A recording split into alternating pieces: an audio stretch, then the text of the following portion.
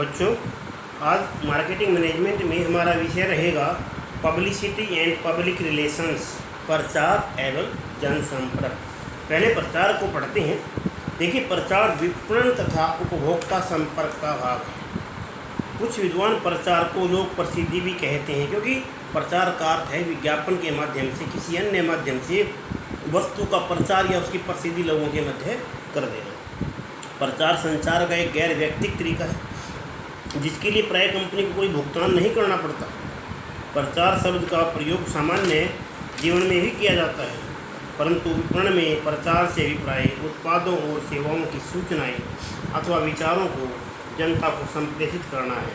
या यूँ कह लीजिए कि उत्पाद सेवाएं या व्यावसायिक इकाई के लिए गैर व्यक्तिक मात्रा की वृद्धि जो प्रमुख वाणिज्यिक समाचार के रोपण हेतु प्रकाशित माध्यम द्वारा की जाती हैं या उसका अनुकूल प्रस्तुतिकरण रेडियो, टेलीविज़न या अन्य माध्यम से किया जाता है जिसका उत्तरदायी द्वारा भुगतान नहीं किया जाता है। प्रचार प्राय कंपनी के बारे में, इसके नए उत्पाद के बारे में, कुछ अधिकारियों के हस्तांतरण के बारे में, उपभोक्ताओं द्वारा लिखे गए प्रशंसा पत्रों तथा कंपनी द्वारा किए गए आयोजनों के बारे में हो सकता है। जैसे यदि कोई कंपनी बाज़ार में कोई नया उत्पाद प्रस्तुत करती है या फिर कंपनी को कोई बड़ा निर्यात आदेश प्राप्त होता है, इस प्रकार की सूचनाएं रेडियो, टेलीविज़न, समाचार पत्र आदि विभिन्न माध्यमों से प्रकाशित होती है। इससे कंपनी का प्रचार हो जाता है और जनसाधारण को कंपनी के नए उत्पाद, नीति परिवर्तन या बड़ी सफलता का पता चल जाता है। प्रचार किसी कंपनी, फर्म के उत्पादों, सेवाओं या विचारों का गैर व्यक्तिक प्रस्तुतिकरण है। ऐसा प्रस्तुतिकरण कंपनी द्वारा खुले तौर पर भी किया जा सकता है और नहीं भी किया जा सकता। कुछ विद्वानों के अनुसार इसके लिए राशि का भुगतान किया भी जा सकता है या नहीं भी किया जा सकता। देखिए, यह तो इस तरह के तो विचार अलग अलग लोगों के अलग अलग विचार हो सकते हैं। प्रचार मौखिक भी हो सकता है और मुद्रित भी हो सकता है। कंपनी को इसका ज्ञान हो भी सकता है और नहीं भी हो सकता। किसी भी रोचक या नई घटना की सूचना कोई व्यक्ति या फर्म दे सकती है। इसके लिए रेडियो, टेलीविज़न, समाचार पत्र, पत्रिकाओं आदि में समाचार के रूप में या लेख के रूप में सूचना प्रस्तुत की जाती है। आमतौर पर इसके लिए भुगतान नहीं किया जाता, परंतु इसे पूर्ण रूप से मुफ्त नहीं मानना चाहिए। प्रचार की कुछ विशेषताएं भी पाई जाती हैं, जैसे कि प्रचार संस्था के बारे में संचार का एक गैर व्यक्तिक तरीका है। प्रचार सूचनात्मक होता है या घटनाओं और तथ्यों को उजागर करता है। प्रचार पर दिए गए संदेश दोबारा प्रकाशित नहीं किए जा सकते हैं। प्रचार के लिए परिचित प्रायोजक की आवश्यकता भी नहीं होती है। इसी प्रकार प्रचार का नियंत्रण प्रचार माध्यम के हाथ में होता है कि वह खबर को अर्थात तथ्य को किस तरह से प्रस्तुत करे। प्रचार के लिए संस्था को प्रत्यक्ष रूप से कोई भुगतान नहीं करना पड़ता है। प्रचार खबर, लेख, राय अथवा खोज के रूप में हो सकता है। यह सकारात्मक भी हो सकता है, नकारात्मक भी हो सकता है। प्रचार एक तरह से संवर्धन क्रियाओं का ही एक भाग है और व्यावसायिक सफलता के लिए वर्तमान समय में इसे महत्वपूर्ण तत्व माना जाता है। देखिए, प्रचार कई प्रकार का होता है, हम पढ़ते हैं। प्रचार के अंदर एक प्रारूप कह लीजिए, एक होता है न्यूज़ रिलीज।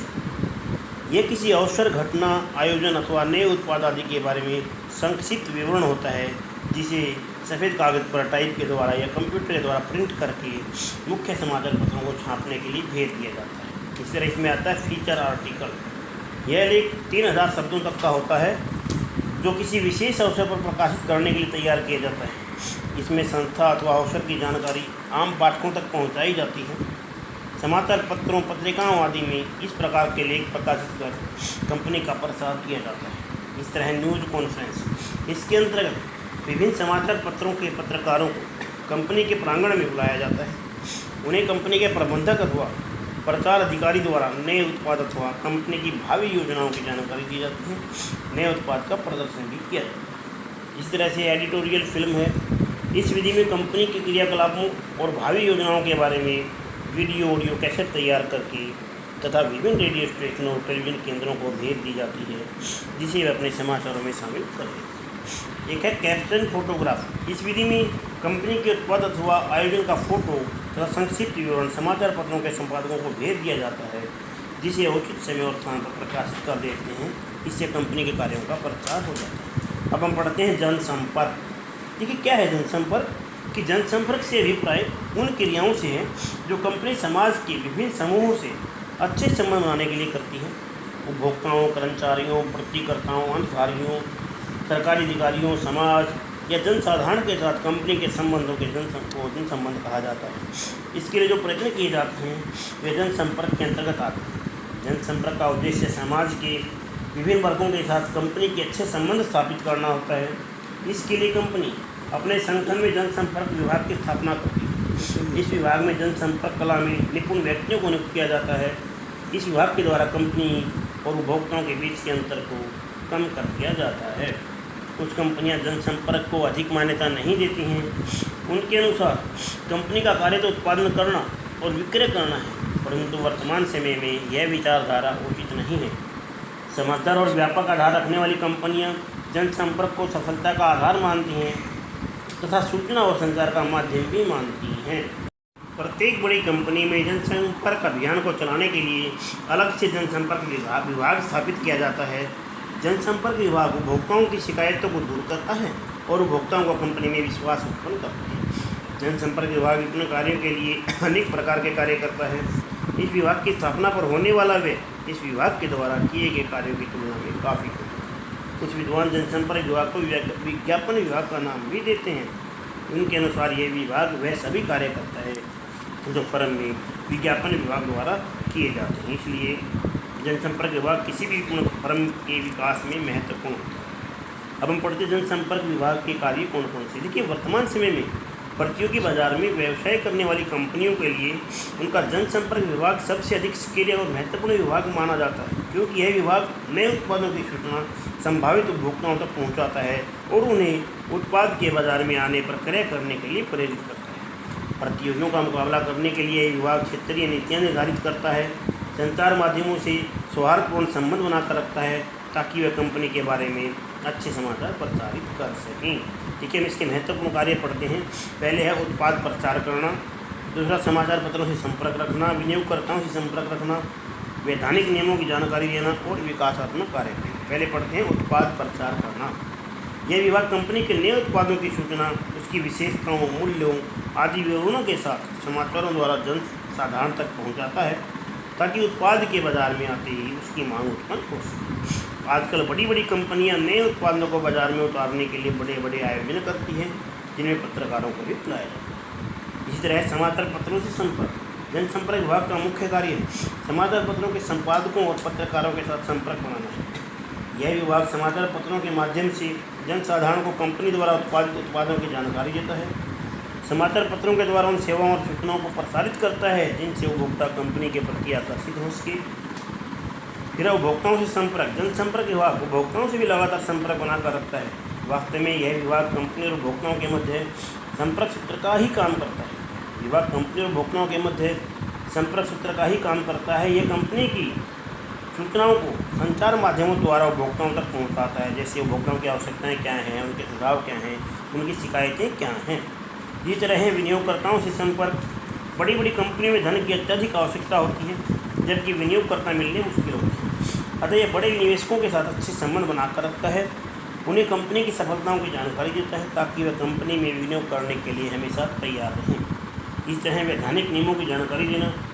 जनसंपर्क विभाग कंपनी की उच्च प्रबंधकों और उच्च अधिकारियों को विभिन्न प्रकार के वैधानिक नियमों की जानकारी भी देता रहता है, जैसे आय कर के बारे में, बिक्री कर के बारे में, आयात शुल्क के बारे में आदि। इससे कंपनी को अपनी नीतियों के निर्धारण में आसानी होती है। इस तरह विकास कार्य हैं। जनसंपर्क विभाग कंपनी के लिए अनेक विकासात्मक कार्य भी करता है। इसके लिए सरकारी विभागों से संपर्क बनाकर रखना होता है। कुछ कंपनियां जनसंपर्क विभाग पर अधिक ध्यान नहीं देती और वे प्रतियोगी बाजार में पिछड़ जाती हैं। समझदार और व्यापक दृष्टिकोण वाली कंपनियां जनसंपर्क को सफलता का आधार मानती हैं। आज जनसंपर्क विभाग अपना अधिकांश समय उस प्रबंधकों से विचार विमर्श में व्यक्त करता है। उस प्रबंधकों को जनसंपर्क विभाग के सुझावों को मानना चाहिए और इसी के आधार पर विपणन विस्तार के धनात्मक कार्यक्रम बनाने चाहिए। हम पढ़ते हैं जनसंपर्क उपकरणों के बारे में कि कंपनी का जनसंपर्क विभाग विक्रय संवर्धन कार्य में विशेष योगदान देता है और अनेक कार्यों को पूरा करता है। इन कार्यों को करने के लिए विभाग अनेक उपायों का प्रयोग करता है जिन्हें जनसंपर्क उपकरण कहते हैं। आइए हम जनसंपर्क के उपकरणों के बारे में पढ़ते हैं। एक उपकरण है समाचार देना। समाचार जनसंपर्क का मुख्य साधन है। जनसंपर्क विभाग कंपनी के बारे में, उसके उत्पादों के बारे में समाचार प्रकाशित करता है। इससे उपभोक्ताओं को कंपनी के बारे में जानकारी मिलती रहती है। इस तरह प्रकाशित सामग्री भी जनसंपर्क करने का मुख्य साधन है। कंपनी के बारे में सूचना पत्र, मैगजीन, वार्षिक रिपोर्ट आदि छपवाने का कार्य जनसंपर्क विभाग का है। यह विभाग कंपनी की उपलब्धियों के बारे में प्रकाशित सामग्री विभिन्न लोगों तक पहुंचाने का कार्य भी करता है। इसी तरह भाषण देना, कंपनी के बारे में विभिन्न मंचों से भाषण देना भी जनसंपर्क का एक तरीका है। कंपनी के प्रबंधकों और अधिकारियों के विचार एवं सुझाव विभिन्न समाचार पत्रिकाओं में छपवाए जाते हैं, जिससे जनसाधारण को कंपनी की नीतियों का पता लग जाता है। इसी तरह है विशेष घटना। यदि कंपनी से संबंधित कोई नई घटना घटती है तो संचार माध्यमों द्वारा उसे जनसाधारण तक पहुंचाया जाता है, जिससे लोगों को वास्तविकता की जानकारी रहे और उनका कंपनी के प्रति सकारात्मक रूप बना रहे। इस तरह श्रवणदर्शी सामग्री द्वारा भी जनसंपर्क का कार्य किया जाता है। कंपनी के बारे में ऑडियो वीडियो कैसेट तैयार करवाना और उसका वितरण करना जनसंपर्क विभाग का ही कार्य है। इसी तरह है जन उपयोगी सेवाएं। वर्तमान समय में अनेक कंपनियां जन उपयोगी परियोजनाओं में आर्थिक मदद देती हैं। इसके प्रचार से कंपनी की अच्छी सेवा का निर्माण होता है, जैसे स्वास्थ्य जांच कैंप लगाना, प्राइमरी स्कूलों की मदद करना आदि। इसी तरह से एक उपकरण है संस्था पहचान। कंपनी की पहचान को प्रसिद्ध करने के लिए कंपनी का चिन्ह तैयार कराना, उसे प्रचारित करना जनसंपर्क के कार्यों में आता है, ताकि जनसाधारण को वह चिन्ह देखते ही कंपनी का ध्यान आ जाए। इसी तरह से है वेबसाइट। जनसंपर्क का यह एक अति आधुनिक रूप है। कंपनी के कार्यों, उत्पादों, उपलब्धियों आदि के बारे में सभी सूचनाओं को एकत्रित कर उसकी एक वेबसाइट तैयार की जाती है। जनता इस वेबसाइट से कंपनी के बारे में भी किसी प्रकार की सूचना प्राप्त कर सकती है। आपका प्रचार एवं जनसंपर्क के बारे में इतना अध्ययन काफ़ी है।